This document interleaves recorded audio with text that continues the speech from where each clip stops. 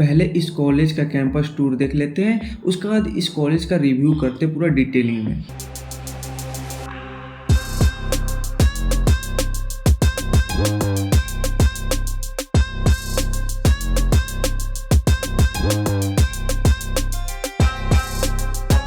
आज बात करने वाले हैं एनआईटी जालंधर के बारे में।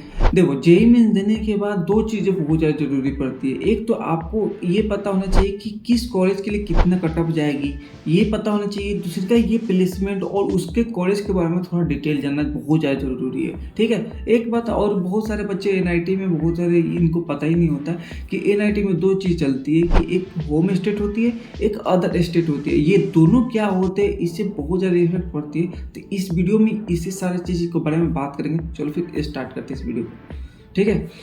तो हम लोग बात कर लेते हैं इसके फुल फॉर्म के, ठीक है ना। तो थोड़ा सा देख लेते हैं। Doctor BR Ambedkar national institute of technology, ठीक है ना, इसका नाम है, जो कि जालंधर में आपको पंजाब में देखने को मिल जाती है, ठीक है ना। किसी भी कॉलेज को जानने के लिए पहले इस बात को ध्यान रखना चाहिए कि उसका बायोडाटा बहुत ज़्यादा जरूरत है कि जान लिए कि क्या है नहीं है, ठीक है ना। उसके लिए हम ओवरव्यू के लिए देख लेते हैं। स्टेब्लिश जब शुरुआत जो हुई थी 1987 में हुई थी, ठीक है ना। और इसका जो शॉर्ट फॉर्म में कहा जाता है NITJ कहा जाता है, ठीक है ना। लोकेशन की बात करते हैं, जालंधर आपको पंजाब में देखने को मिल जाती है, ठीक है ना। टोटल कैंपस एरिया की बात करें तो 154 के देखने को मिल जाती है आपको, ठीक है ना, एकड़ में। कनेक्टिविटी की बात करें कि यहाँ पर कैसे आप पहुँच सकते हो, एज ए बस, एज ए कह सकते हो कि रेलवे स्टेशन, एज ए कह सकते हो कि फ्लाइट से, ठीक है ना। तो उसके बारे में देख लेते हैं। देखो, यहाँ पर लिखा हुआ है एयरपोर्ट जाने के लिए आपको जालंधर के लिए 34 किलोमीटर यहाँ से आपको इस कॉलेज से दिखने को मिल जाती है, ठीक है ना।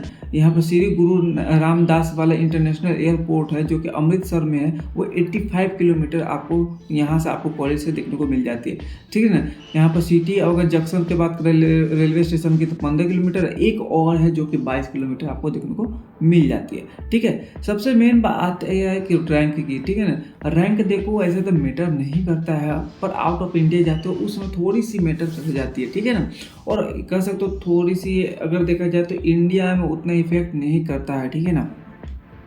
तो यहाँ पर बहुत सारे ऐसे है जो कि आपको देखा गया है इंटरनेशनल रैंकिंग में मिली हुई है, जैसे कि QS एशिया यूनिवर्सिटी रैंकिंग अगर बात करते हैं 661 मतलब 661 आपको मिली हुई है, ठीक है ना। तो ये देख सकते हो। NRF रैंकिंग की बात करो, ओवरऑल की बात करें 2024 की, तो 101 से लेकर 150 के बीच में रैंकिंग जो कि 72 जो कि 2023 में थी, ठीक है ना। तो ये मैटर नहीं करता यार। देखो, आप 2025 में देख रहे होगे, 2026 में देख रहे होगे, इससे कोई मैटर नहीं करेगा। ये ऊपर नीचे हमेशा करते रहता है और इससे कोई भी इम्पेक्ट नहीं पड़ता कॉलेज के ऊपर, ठीक है ना। अब सबसे मेन बात ये आती है कि एलिजिबिलिटी क्या होती है। देखो, आप ऑब्वियसली बात है जेईई मेंस दिए होगे तो इतना तो पता होगा कि आपको साइंस लेनी थी। साइंस में आपको मैथ, फिजिक्स, केमिस्ट्री और इंग्लिश रखनी हुई थी। एक एक्स्ट्रा में आप कुछ भी रख सकते हो, अपना बायोलॉजी रख लो, या तो कोई बहुत बच्चा सजेशन में दे रहा हूँ, अगर आप बायोलॉजी रखोगे तो बहुत बढ़िया, नहीं तो कोई और सा सब्जेक्ट रख सकते हो, ठीक है ना। मोड ऑफ एडमिशन के दो तरह से जा सकते हो। एक तो आप 12 के बाद जा सकते हो, एक ग्रेजुएशन के बाद जा सकते हो, यानी कहीं से दूसरा जगह से इंजीनियरिंग कर लियो तो आप जा सकते हो, ठीक है ना। तो उसके लिए गेट UG प्रोग्राम आप पर देना पड़ेगा, ठीक है ना। तो गेट एग्जाम दे दोगे तो फिर वो हो जाएगी आपको। पर इस बात का ध्यान रखना, आप जो जिस वीडियो के लिए आए वो जेईई मेंस के लिए हो, तो हम लोग सिर्फ जेईई मेंस के ही बारे में बात करेंगे, ठीक है ना। जेईई मेंस जब भी दे देते हो तो इस बात को ध्यान रखना, पढ़ने से 20 दिन के बाद आपको जोसा काउंसलिंग में बैठना पड़ता है। फॉर्म एक निकलते हैं, उसमें क्या होती है कि कॉलेज की लिस्टेड बहुत सारे कॉलेज है, 300 से ऊपर कॉलेज है, आप फिलअप कर सकते हो जोसा काउंसलिंग में। अगर अच्छी रैंक है, NIT हो गया, IIIT हो गया, GFTI हो गया, ठीक है ना, और सारे IIT हो गए और सारे प्राइवेट कॉलेज भी आ जाते हैं, उसमें पार्टिसिपेट करते हैं, तो उसमें अपने कटअप के हिसाब से फिलअप कर सकते हो, ठीक है। आगे हम लोग इस वीडियो में बात करने वाले हैं, ठीक है। कोर्स ऑफर की अगर बात करें तो कोर्स ऑफर में यहाँ पर देखो कि यहाँ पर बीटेक आपको दी जाती है, ठीक है ना। बीटेक में हम लोग देखो यहाँ पर बहुत सारे कोर्स यहाँ पर अवेलेबल है, बट हम लोग सिर्फ बीटेक के बारे में बात इस वीडियो में करेंगे, ठीक है ना। तो देख लेते हैं उसमें जो ब्रांच है वो कौन कौन से है प्रोग्राम कर सकते हो। बायोटेक्नोलॉजी, केमिकल है, civil engineer, computer science, electronics engineering, industrial, petroleum, ठीक है ना, information technology, control engineer, mechanical engineer, textile engineer, ये सारी चीज़ें अगर यहाँ पर सीट देखा जाए 552 टोटल सीट यहाँ पर आ रही है, ठीक ना। मैंने एक बात बताई थी आप लोगों को कि होम स्टेट और अदर स्टेट दो चीज़ें आपको इस बात को ध्यान रखनी है। तो होम स्टेट में वो होती है कि मान लो कि सपोज डेट कि आपने 12th में क्या क्या कि बिहार बोर्ड, आप बिहार से हो निवासी, बट आपने 12th दिया है दिल्ली से, तो सिर्फ आप 12th दिल्ली से दिए हो तो यानी आप जो आपका होम स्टेट बनती है वो दिल्ली बनती है, ठीक है ना। तो जहाँ से आप 12th देते हो वहीं आपका होम स्टेट होती है। अब इसका बेनिफिट क्या होगी थोड़ा आगे बात कर लेते हैं, ठीक है। तो फीस स्ट्रक्चर के थोड़ा देख लेते हैं यहाँ पर। तो फीस स्ट्रक्चर में आपको फर्स्ट सेमेस्टर यहाँ पर देखने को मिल जाती है इससे लेके 8 सेमेस्टर तक। अब भैया ये सेमेस्टर क्या है, देखो आप जब भी छोटे बच्चे हो गए तो आप जानते हो कि हाफ ईयरली एग्जाम होती है। हाफ ईयरली एग्जाम कब होती है, आपकी 6 मंथ को होती है, ठीक है। तो एक साल में आपको जो है 2 एग्जाम होती है, यानी 6 मंथ पर। तो उसी को इस तरह देखा जाए तो 4 साल में आपको 8 सेमेस्टर बन जाती है।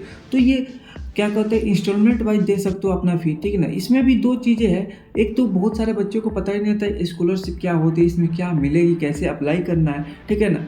तो अगर स्कॉलरशिप वगैरह लगा के जाते हो तो SC ST हो तो ये सारी फी देखने को मिल रही है। मतलब 4 साल में आपको 1,40,000 के लगभग में आपको देखने को मिल जाएगी टोटल फी। वहीं अगर 1 लाख से 5 लाख के बीच में है तो 3 लाख के लगभग में फी लग जाएगा। अगर स्कॉलरशिप लगाते हो तो अगर आपका पेरेंट्स का फी मतलब इनकम जो होती है 1 लाख से 5 लाख के बीच में है तो ये फी लगेगी, ठीक है ना।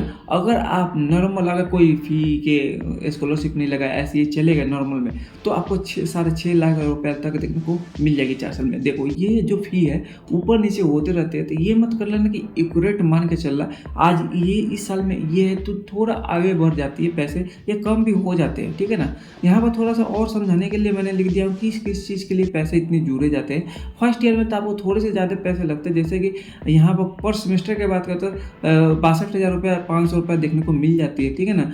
फिर यहाँ पर अदर फी पर सेमेस्टर की बात करते हैं आपको 17,000 देखने को मिले। टोटल अगर देखा जाए तो 84,000 आपको देखने को मिल जाती है, जो कि मैंने यहाँ पर लिख दिया था फर्स्ट सेमेस्टर में, ठीक है ना। तो किस किस चीज़ की लगती है वो सारी चीज़ें रहती है, ठीक है। हॉस्टल फी यहीं पर हम देख लेते हैं। हॉस्टल फी में भी ऐसी है, ठीक है ना। हॉस्टल फी में कोई स्कॉलरशिप नहीं लगती है, इस बात का ध्यान रखना।